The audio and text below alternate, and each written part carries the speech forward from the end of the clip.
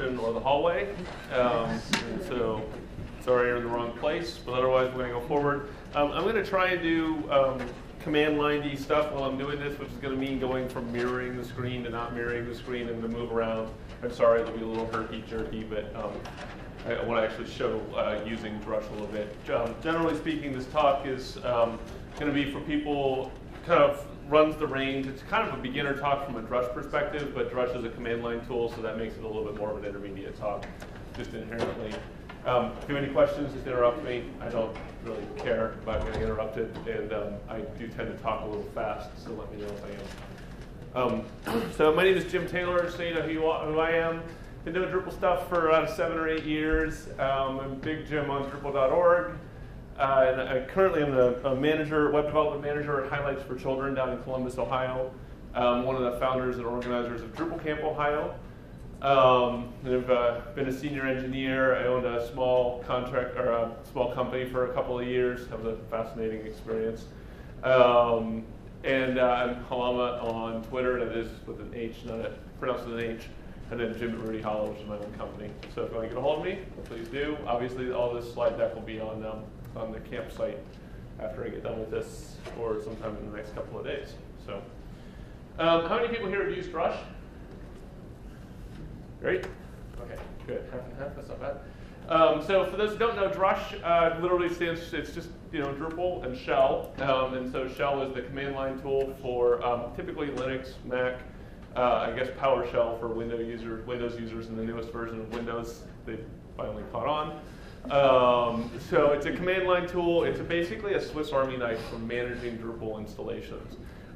It's everything from just little everyday things that you might do, like turning on a module or clearing the cache, to running SQL commands, to being able to run, be able to create complicated deployment scripts, and like just all kinds of stuff to automate your job. And it kind of walks that line for developers over to like the sysadmin world, and just makes your life a lot easier. So it's maintained largely by a gentleman named Moshe Weitzman, who works at Acquia, I think now. And a lot of help from a whole gang of people. It's on GitHub. It's not managed. It's not on Drupal.org. It's got about 100 people who collaborate on it. So it's a pretty elaborate tool, and managed by a lot of people consequently. So just kind of summarize what I'm going to walk through with this. Just show some resources for Drush. Walk through some basic concepts. Show some of the options that you can kind of flags and arguments and options that you can use while using Drush. How things you can do with SQL, cite, and shell aliases, which is kind of that line is where Drush starts to get really powerful. When you get into the shell aliases and the cite aliases, that's the first kind of step into that. Real quickly, touch on writing Drush scripts, which is shell scripts or bash scripts, Drush make, and then some of the stuff that is actually, I think technically most of it's in Drush 6, but kind of came out of the Drush 7 development cycle and got back ported down. Resource-wise, drush.org is the main Drush website. It's really just a copy of the docs folder on the code website on GitHub. And then there's a command site with all the various Drush commands and the documentation around that. And then api.drush.org, and that's more of a developer-oriented thing for when you're really doing Drush development or getting really deep in the weeds of using Drush to do really complicated stuff.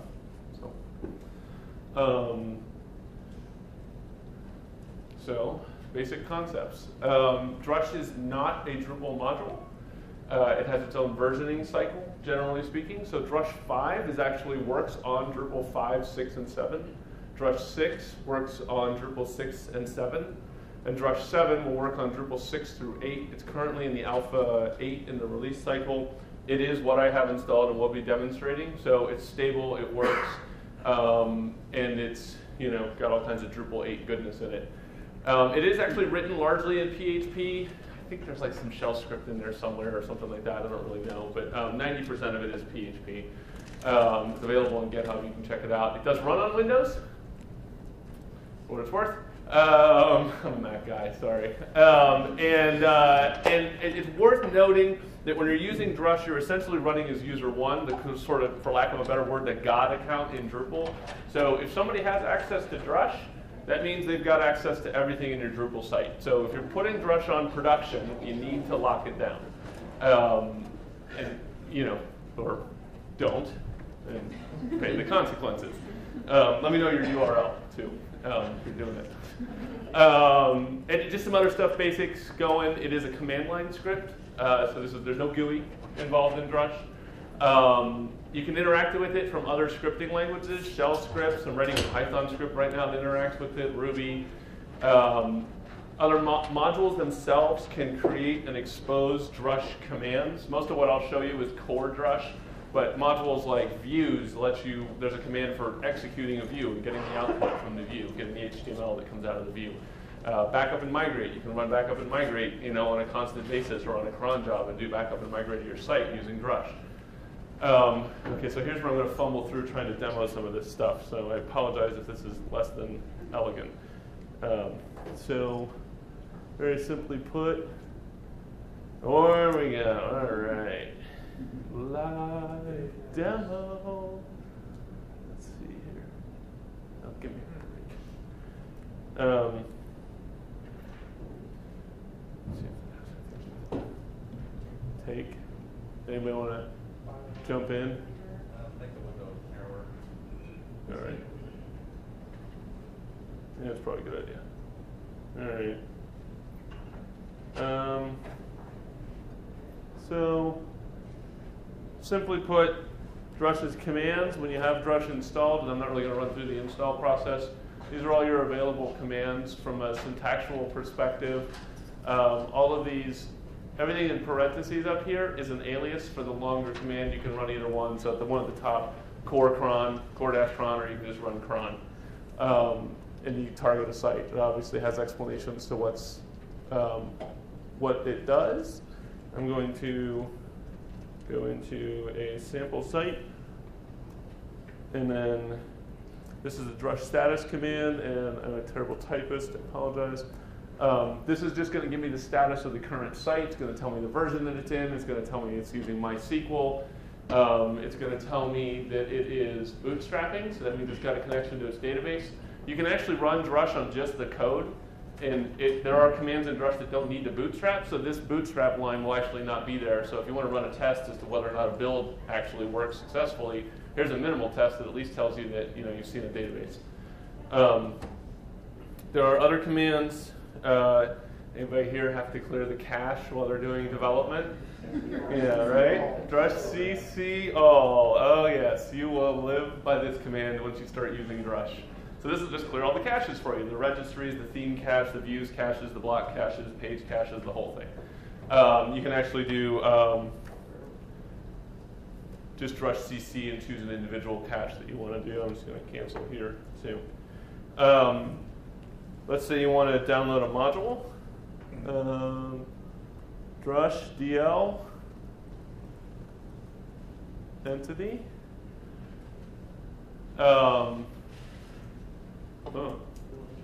Live demo. Oh, I don't have an internet connection. That's what that's about. Ugh. Let me just through my phone. Anyway, it'll download the file for you, and in fact, if you run the enable command, and you don't have it downloaded, enable and tell it just yes, automatically go for it. It'll download it and then enable it. It'll also download any of the dependencies for you. So you're not chasing around on Drupal.org trying to figure out where the dependencies are.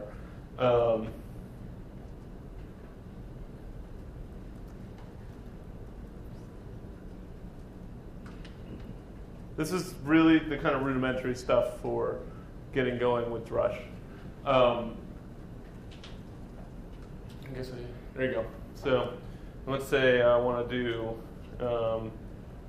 this is the next concept to kind of discover here. This is a constant throughout Drush. So there's a lot of things like enabling modules and whatnot where Drush will ask you, are you sure you want to do that? And if you just pass this this dash y into it, it automatically answers that question for you. So it's saying, hey, flag wasn't there. You want me to go get it? Yeah, I do. Okay, great. I'll go get flag. It's going to come down. It's going to download it, and then it's going to enable it for me. And it just keeps answering yes for me automatically to these questions as it goes. you probably essentially always have -y whenever you're doing stuff with Drush. Did you have to configure it so it knew where to download the module too? Nope. No, it's got, Drupal.org has a big giant XML feed of all the modules and like what's the most recent release. So it's assuming the most recent release, for one. You can actually tell it to take a specific release if you want. It's the most recent recommended release. I think it'll yell at you if there's no recommended release and ask you if you do want to download dev. I can't remember if it does that or not off the top of my head. Well, would it know where to put it? Yes, it assumes cites all modules unless there's a contrib there. Cites all modules contrib and it'll drop it in contrib. Same with libraries. You can download libraries and it'll go cites all libraries. So it's smart enough to know how to do those things.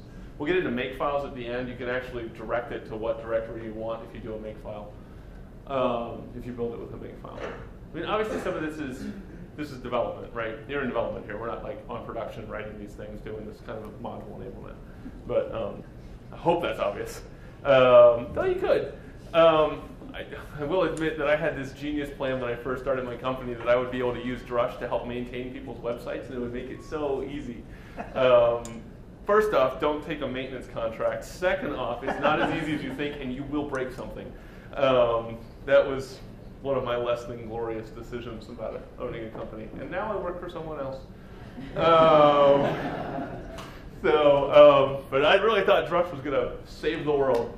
I demonstrated this just a couple of seconds ago. There's several options. There's always lots of options that you can put in with Drush. Syntactually speaking, if you want to see the options, it's just, we'll say, drush en --help. It'll give you a list of all the options that are available. That drush up that was up here, this will run your updates for you. Drush up, you can do drush up views, bang Y. It'll download the latest version of views, install it, run update.php for you. That's where I thought my little magic maintenance contract was going to be really easy. But so many lessons I learned in that company. You can also just grab security fixes. A lot of people probably know with Drupal, contrib is the wild, wild west, right? They could decide they're going to add a feature, put out a release, boom, you got some new feature you might not know about. It might not be as much of a feature as you were hoping for.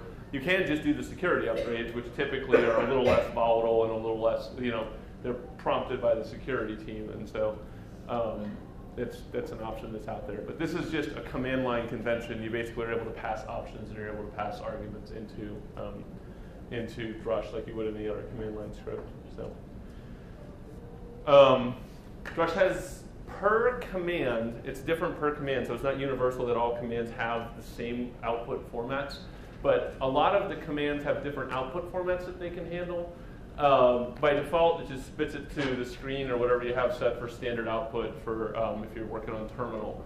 But per command, you could do things like format it as a JSON feed and dump it into JSON and parse it with some other, you could pass the Drush output to another language, basically, via JSON or to another program, in PHP or whatever you want to do. These are just some examples. Drush st, the Drush status command can format as JSON. And then Drush UPS is update status. So instead of actually performing the updates, UPS just tells you if there's an update available. And then you can parse it and decide what to do with that information. And it can spit it out as a CSV file, and you can actually control what fields come out when you run UPS. Want to breathe? Anybody?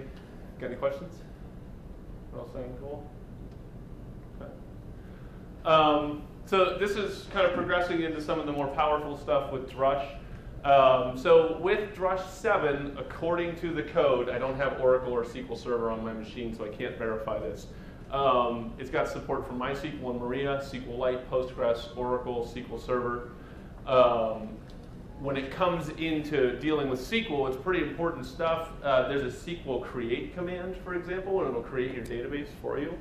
You have to give it a super user, assuming there's a super user concept with whatever DBS or DBMS system you're using. So it's a little trickier with like Postgres than it is with SQL, MySQL. You can do SQL dumps, so you can dump out just backup files, straight up SQL dumps. You can even control whether or not it puts the use statement in there, whether or not it drops the tables, how it formats the insert statements. Is there individual per row, or is it one big giant bulk insert statement? You can gzip it on the way out.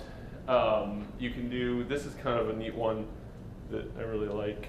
The nice thing about Drupal is you don't really have to think a lot about the database anymore.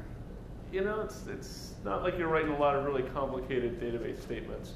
So Drush SQL C, if you're inside the directory, or I'll show you later if you're using site aliases, it just reads the settings.php file and gets the connection string to the database, and then just connects you to the database. And so you can do whatever. There's probably a show databases here. Or show tables or whatnot, and then you're basically connected right in. So it's a nice, useful little command for that. Is that specific to MySQL? Shouldn't be. It's a good question. I don't know. I've never really deviated too far out of the MySQL world. You know, it's just kind of like there and it works, right? I'm trying to think. I did some work on a Mongo site, and I'm trying to think if I used Drush to connect, and I don't think I did. So. But it really is just reading the connection string, you know, so I doubt it really is. So Drush interacts a lot with SQL. Again, it uses the commands that are in the in the settings.php file for the particular site you're in. It also, if you have multiple databases that you're connecting to, if you're using something other than just default in your settings.php file, you can pass in to connect to one of the other databases, and it'll use that. Well, that's a string, I guess, the array with Drupal 7, and it'll connect into that database too. So it's smart enough to know that kind of thing. So before I dive into site aliases, any questions? Okay. So site aliases. It's basically a way to tell Drush there's this site, it's in this directory, this is the passwords to get into it if you want to put that information in there. It's basically giving the site Drush metadata about a site. And the site doesn't necessarily have to be on your machine.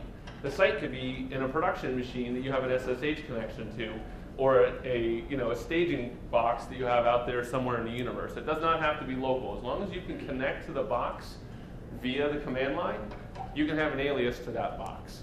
Where that gets really powerful is obviously being able to send commands into the box. There's an SSH command in Drush where you can literally send SSH commands to remote boxes. There's a SQL sync command where you can say, hey, I want to get a copy of productions database and I want to sync it down to development. And it's like Drush SQL sync at one alias to at another alias. It's not the fastest sync in the world. It doesn't pipe it or anything fancy like that. It literally just copies the dump of the file down and then loads it into your machine. So from a performance perspective, it's not like a way to handle replication or anything, but it's nice to be able to really pull something down like that. You got to be fairly specific about where you put I'll show you a file example in a second about where you put these files. For terminal users, you can put them in your home folder, under your home folder in a .drush folder. You can also put them in the actual repo that you're shipping and have them inside the sites all Drush or inside the Drush folder. And so aliases are one of the many ways that larger distributed teams can work together, because you can just be passing around the sort of metadata about the multiple sites that you're working on.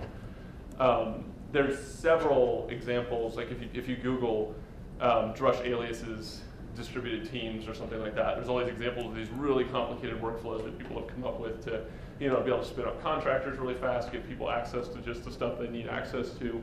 And most of it is built around using Drush aliases. So I'm going to demonstrate this.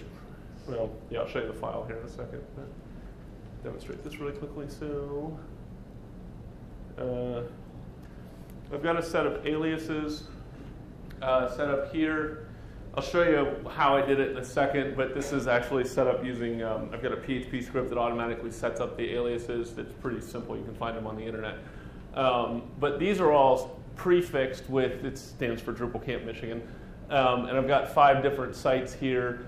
you can not only run on just the one Drush alias that points to a particular file, you can actually run them in a group. So I could decide, I'll show you later, to download the views module for all 7 of the sites that have the DCMI prefix there. But so if you do Drush SA sample, and sample's the name, well, it's actually the site that I'm in right now. I don't necessarily need to be in the folder. It tells me the basic information about this sample site. It also tells me where the Drush alias file is that it's pulling off of right there. This with DB, don't tell me by my passwords.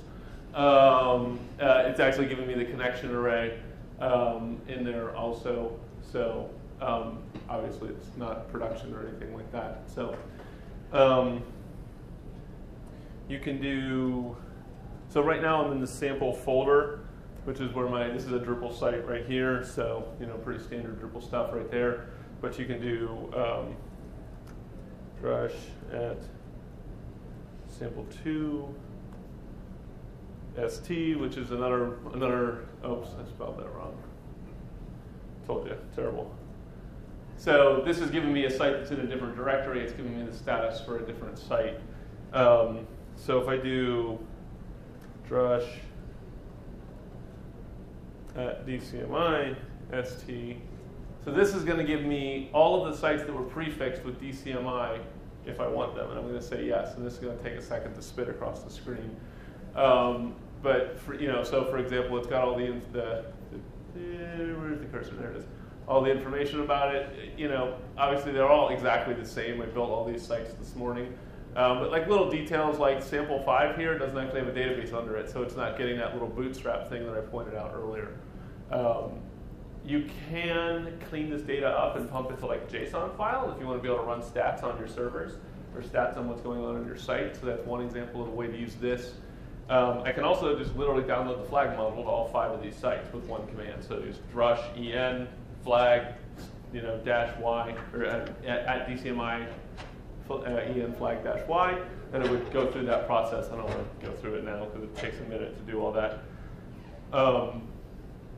But that site aliases, that's the basic concept. So again, some of these aliases could actually be pointing at a production server that I might have access to from this machine via SSH. And so it'll do an SSH call out to the machine, make the connection, go find the root directory of the site that I'm looking for, and then run the command, whatever command it is I'm looking to run. So it could be status, or it could be a shell. Like I said, there's a Drush SSH command, and it could run that. It could run backup and migrate. It could do whatever I want.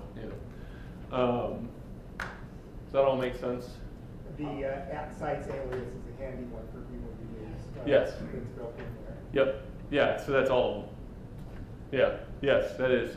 But it also is worth noting: be careful what you do with at sites, because if you've got production aliases in there, you can quickly figure out what it is. There's a parent-child structure in this too, where aliases can inherit the metadata from.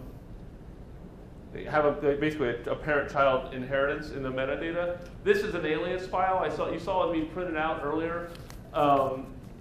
Really, all you need is URI and root at the end of the day. Root is just the folder where it's sitting on the machine. I don't even know if you need URI, to be candid. And then I've got this stuff in there, the password stuff, because it's stuff I'm doing with, I'm going to show it in a second, but there's a command where you can do a site install, and it basically blows away the database and reinstalls the site as if it were brand new. So if you get far into development, you can't remember why you got where you are, you can just rebuild the thing. That ever happens, right? Why? I don't know. I'm starting over. So that kind of a thing. There is creating these scripts dynamically. Creating site aliases dynamically is a way you can go also. See if I can shrink this down and show you. Hopefully this will render on the screen. This is not to say that this is the way to do it, but this is a way to do it, kind of thing. But this is basically a loop, a while loop that's running, looking in the var dub directory, which is up here. this actually created all those site aliases that you saw earlier. The DCMI.sample.sample2.sample3 was all created by this script. So it's looking in var.dub, it's assuming it's MySQL, this is the local host, and then it goes in there and it says, all right, is this a Drupal site, which you can assume if site's default settings exist, it's pretty safe to assume you're a Drupal site. And hopefully you're not deleting that when you're doing installs or anything like that. And then it's just basically, creating all your site aliases for you. So if you do everything in the same folder, you can, just have your development site aliases sitting there for you.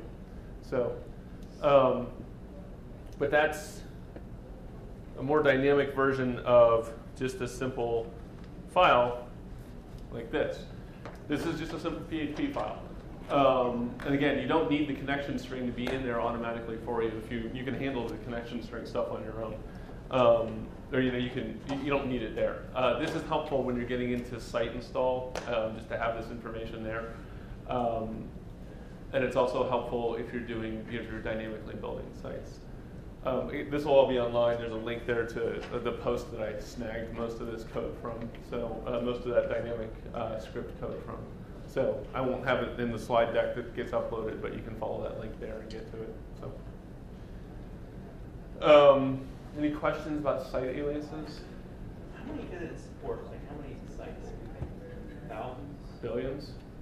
As much as you can write PHP. I mean, it's got to parse it, right? Yeah, if you put it if you had thousands of them, would you put it all in like one alias file? So that I would put it in a lot. Thousands of them? I would put it in a lot of files, probably. I'm imagining if you've got thousands of sites, you probably have logical grouping around them.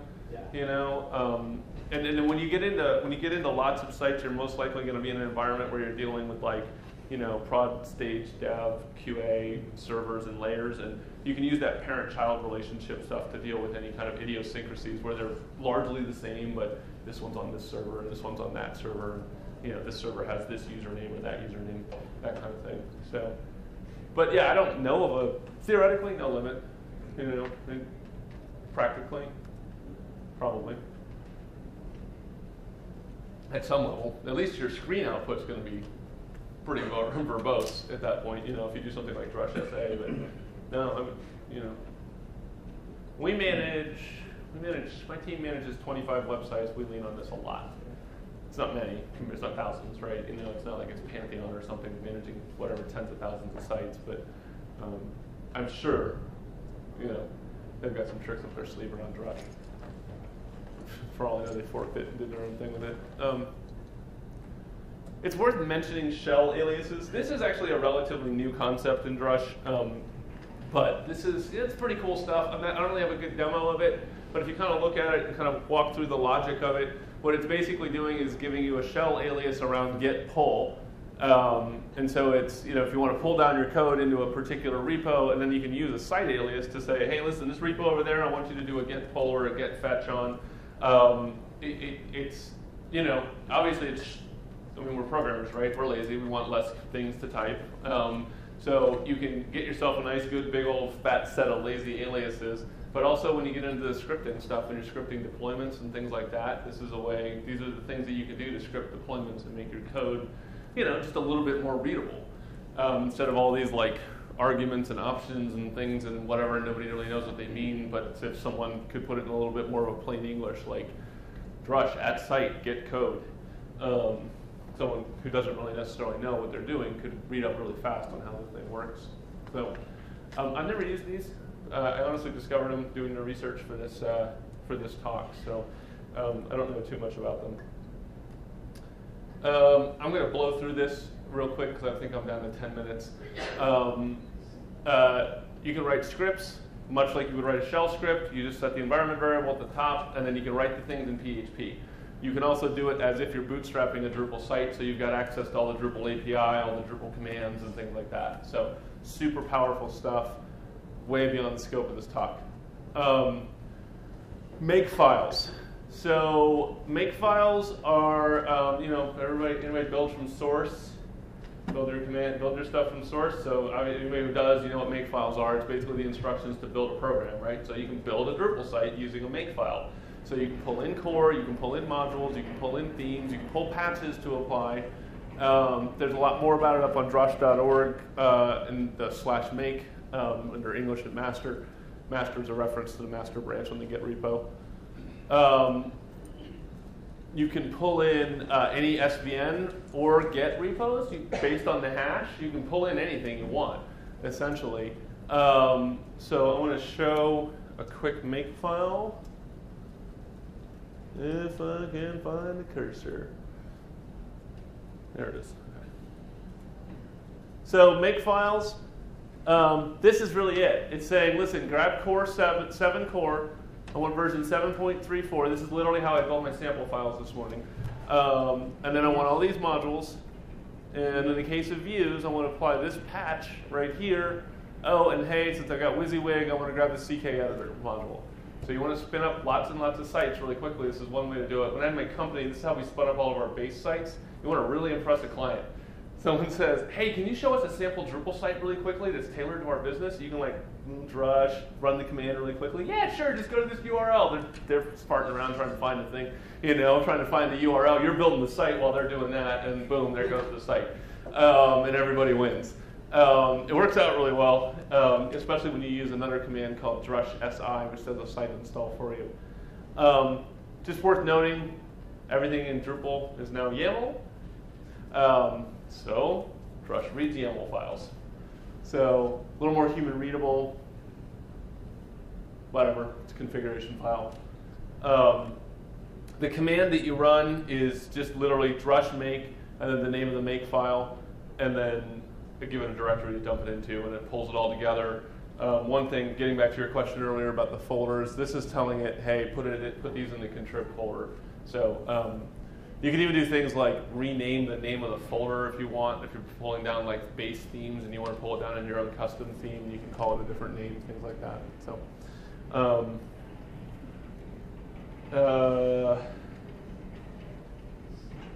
there are some gotchas with makefiles. Nothing gets enabled. This is just code. It's not the database. It does not. So that means it's not installing the site. And this is the really annoying one. When it fails silently. So you have to, if you're doing automated builds using Drush make, which a lot of people do, especially when you're dealing with high, like universities where you're building sites for classrooms, this is a really good way to do that. If like a professor wants 20 sites for his 20 classes or something like that. But you got to go back and check, because Drush isn't going to tell you that it failed. So you can use Drush make is not going to tell you that it failed. I don't know why that is, but it's just one of those annoying things. Does the output switch work? No. No, and this gets into little depths of command line, and so there's probably somebody in here who could school me on this. It does output, but I think it outputs in standard error instead of standard out. Yes. And so if it's based on the Unix make, it would go to standard error, not out. yeah, so that's where it gets all weird. So I candidly don't know what that means. I just read it this morning when I was doing some research.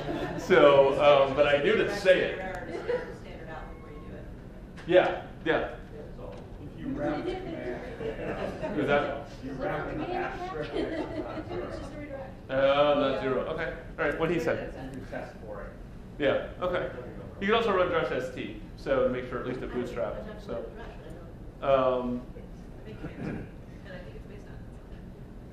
So site install, this is another interesting command. So once you do your make, if you've got a database sitting there waiting for your file, waiting for your, sitting there waiting to have a Drupal site slammed into it, Drush SI, which stands for site install, will go through the site install process. And so this is saying, hey, go to sample 4, which is the directory, run it. This is the standard profile. So like if you're installing Drupal, you get minimal or standard. It's saying use the standard profile. And then if you don't give it an account admin password, it'll make one up of its own. So this is just one I can always remember. So otherwise, it just makes up like a 10-character random password. So yeah, the steps to build the 5 sample sites, which I only use like 2 or 3 of this today, was Drush make, Drush SI. Took just a couple of minutes. Drush 7. It does require PHP 5.3. I think it's 10. It might be 5. It does require Composer, and it's the only thing that's going to work with the Drupal 8 site. So from the Drush world. YAML files for make files. There is a new command that's actually available in Drush 6, but it's also available in Drush 7. I think it was a backport. It's called Quick Drupal. It uses there's a web server that ships with PHP. It builds the site, does the install, and then just opens it in a browser. So you can literally do like there's like, if you run drush qd -- help, there's a little thing in there. The example that they have in there is installing Commerce Kickstart. So you just bang up Commerce Kickstart. It takes a few minutes. It's not a very quick process. You know, you can go get some tea and come back before it gets done. But it's pretty cool that you can do it. There is a Drush PHP command. It's not working in Alpha 8, but it's there, and it's an interactive PHP console that opens up a la Python or Ruby or something like that. And it can work on the current bootstrapped site if you're in the site's web root folder. And then Drush RS. This will just you can run Drush, you know, well, you can run it on all the DCMI sites like I have there, or you can run it on a particular site alias. It just spins up a server and it gives you a URL, and it's usually like 127.0.0.1 port 8888. So if I have the time.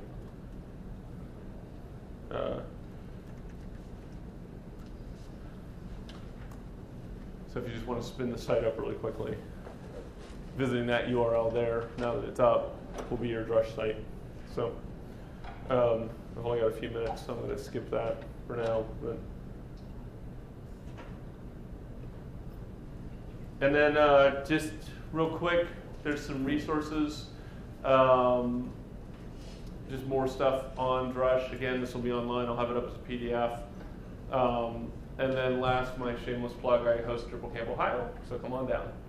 So October 23rd and 24th next year, or this coming year. So that's it. That's all I got. Questions? I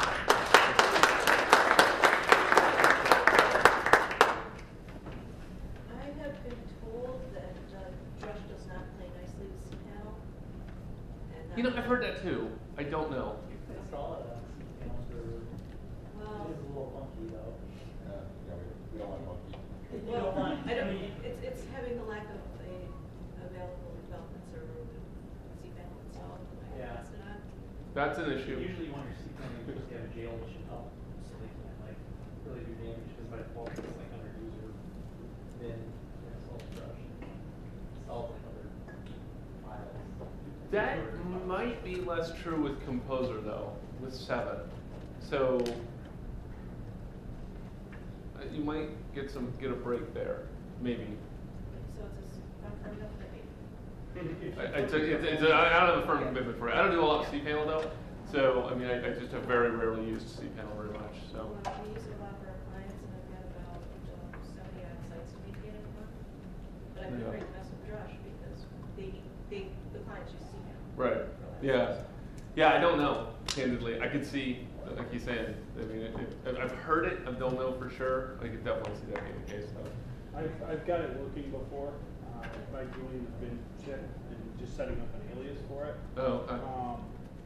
With 7 though, Composer it's a mess. So stick with Drush 6. It got a lot better in the last couple of months. I was able to install it pretty quickly, at least with Homebrew and that kind of stuff. So I'm using Homebrew right now. But, you know. The nice thing is all you gotta do is get it on your local machine, and then you can run it on, you know, on the. You said something about locking down Drush on production. I mean, if you basically perms, folder perms.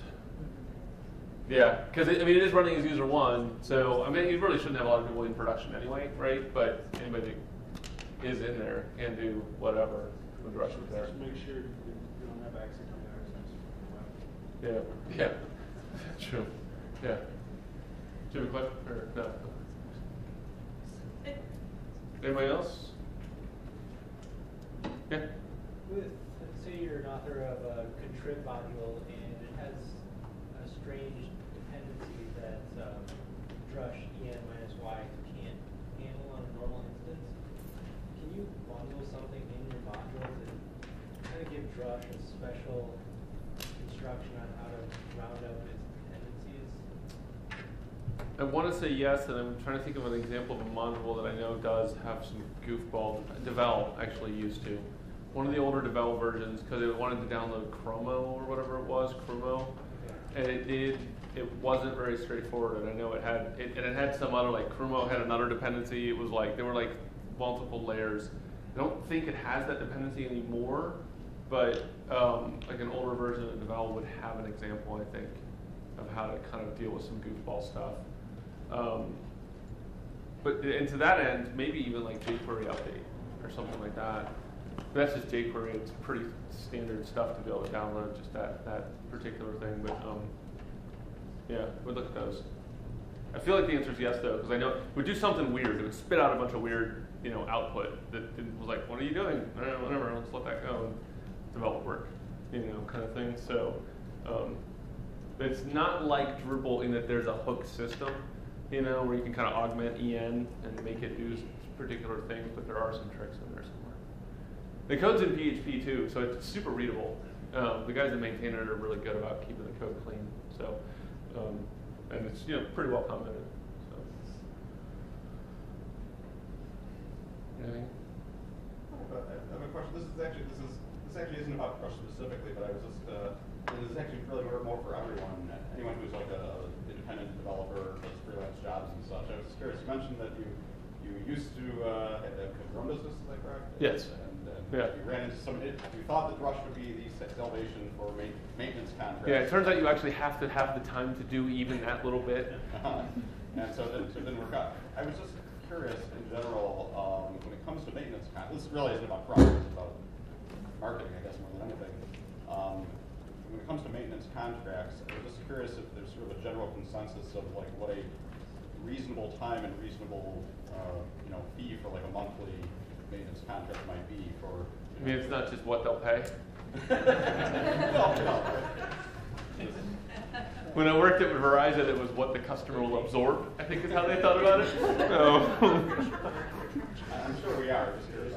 No, I don't know. I can't remember what I charged. It wasn't a lot, and I didn't spend a lot of time on that stuff, but it definitely was always like, oh, great, now I got to drop everything and do that.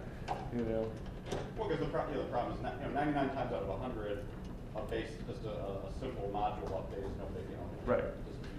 But the problem is that 100th time it'll be either, break backward compatibility. Break something, or it'll be, it'll be and so on. So now you're spending an hour on something that should take 2 minutes. Yeah. That was definitely my experience. It depends on the module maintainer too, right? If it's Earl Miles and Views, like he's going to give you a path that's going to work, or he's going to change the version number from 2 to 3 if he's doing a major API change. Other module maintainers, maybe not. And there's no one's reviewing everybody's code, so that's what it's the plus and minus, right? Drupal. So. Can Drush fire up simple tests? Yes. I don't know the command off the top of my head, but it can. In fact, I think it's got PHP unit integration with 7. You can just build the cost of implementing simple tests into the original project. Theoretically, your maintenance would be Yeah, there you go. That's true. free, but Yeah. charge them an extra 6 feet. Take it down front end.